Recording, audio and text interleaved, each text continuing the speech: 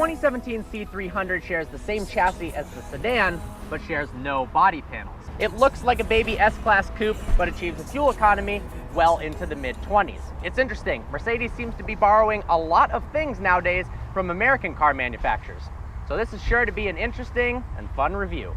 So what do I mean by that? Well, take the C7 Corvette, for instance. Its interior trim levels are dictated by 1LT, 2LT, 3LT. Mercedes has done a similar thing here with its premium packages 1, 2, and 3.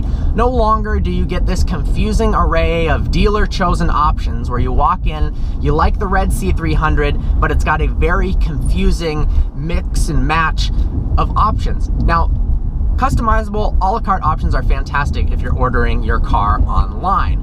But if you're walking into a dealership like a lot of people are, this makes the process a lot more streamlined. The Premium 2 package equipped in this car gives you everything in the P1 package with a whole host of extras, such as an 8.4-inch navigation screen, hands-free entry, and of course, the most important, ambient lighting. You've only got 3 options as compared to the ridiculous amount that you get in the new E-Class, but I think you'll find it good enough. Something that European car manufacturers haven't had, that American car manufacturers have on even the least expensive models, is remote start. It's really nice to have remote start, especially if you live in a colder climate and you want to turn your car on, heat it up to a certain temperature before you go outside. Well, in Europe, due to emissions reasons, you're not supposed to have a car idling for long periods of time, especially when you're not in the vehicle. They don't have remote start. But thankfully, through Embrace and an app on your phone, you can actually remote start your C300. Let's talk about the powertrain. You've got a 2-liter turbocharged 4-cylinder producing 241 horsepower and 273 pound-feet of torque. Same motor as in the E300 4MATIC that we reviewed. Mercedes has redirected their focus, and this is a good thing. The C-Class is first and foremost a luxury car, and secondly, a sports car. It is not very nimble, it is not very light, it performs adequately, but the fit and finish, the quality of the materials, the elegance that this interior exudes is really what overwhelms you and why you would buy something like a C300, as well as the stunning exterior. You're paying more for less in a sense. The legroom in the back and the headroom is terrible. You've got less doors, but there's no denying this diamond cut front grille and the sloping roof line looks stunning on the C300. The C300 is equipped with a 7-speed automatic transmission. In the future, there will be a 9-speed automatic. This is actually the same transmission as the previous generation. However, some tuning has made it a lot more responsive. Mercedes is up their game in terms of driving dynamic customizability. You've got a dynamic mode select. You can go from comfort, eco, sport, sport plus, and individual. Now, individual mode, you can customize whether you want the engine to perform a certain way, the throttle response, the steering, the suspension. BMW has been doing it for a long time, but it's an absolute step in the right direction.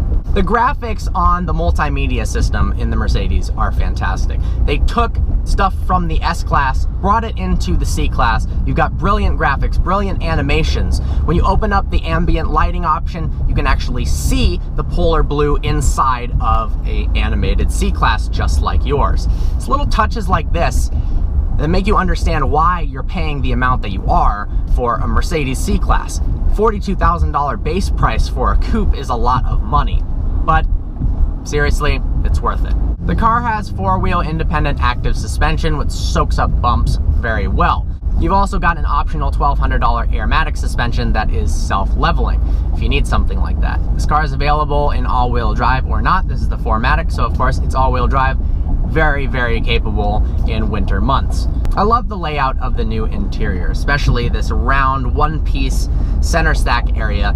Very beautiful. It looks even more stunning in the various wood trims that they have. This is black and aluminum. The aluminum side pieces also look beautiful, especially with the Meister sound system. Meister makes an incredible sound system, and it's cool that in the Premium 1 package and above, you get the premium audio option.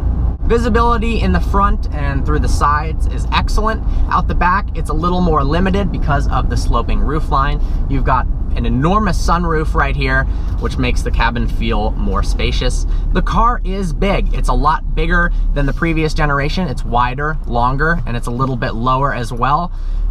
But when you're inside of it, it doesn't feel like that. It does shrink around you in a sense. The steering is lighter than something like a BMW 3 Series. It's less direct, but this car definitely feels more luxurious than a 3 Series.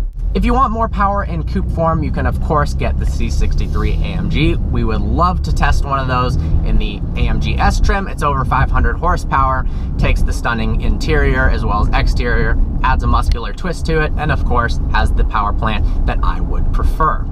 If you place the 2017 C-Class Coupe next to a previous generation, anything from the exterior to the interior makes the last generation look like it was from 2 decades ago.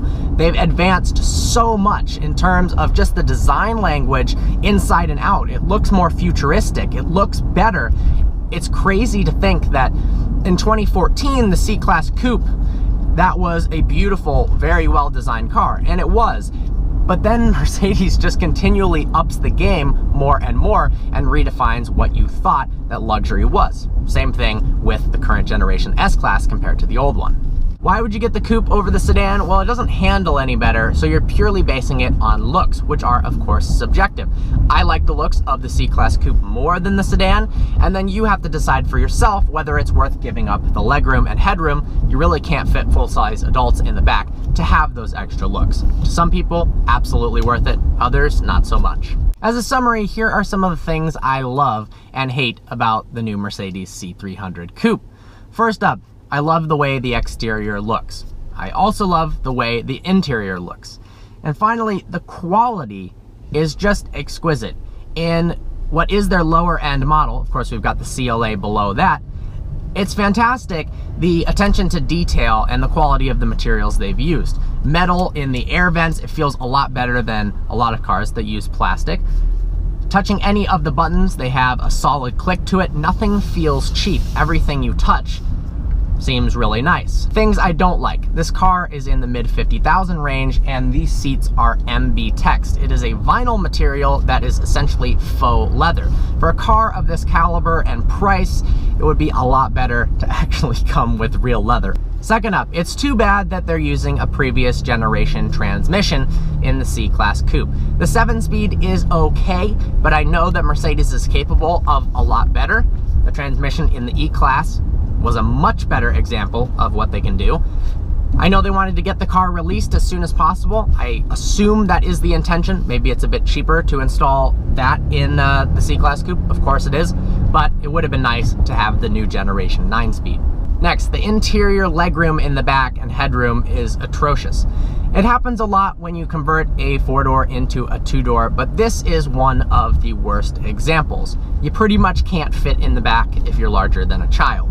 And honestly, that's pretty much it. I really enjoyed this car. If you're looking for a luxurious 2-door that doesn't completely break the bank and is good value for the money, this is what you should get. If you're looking for something sportier and more exhilarating, then either pony up some extra dollars for a C63 or look at the BMW 3 Series. But I'm very impressed by the quality of everything. The design language is beautiful. 2 thumbs up for Mercedes.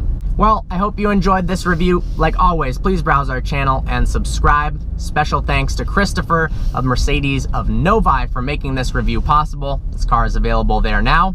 Look forward to seeing you next video.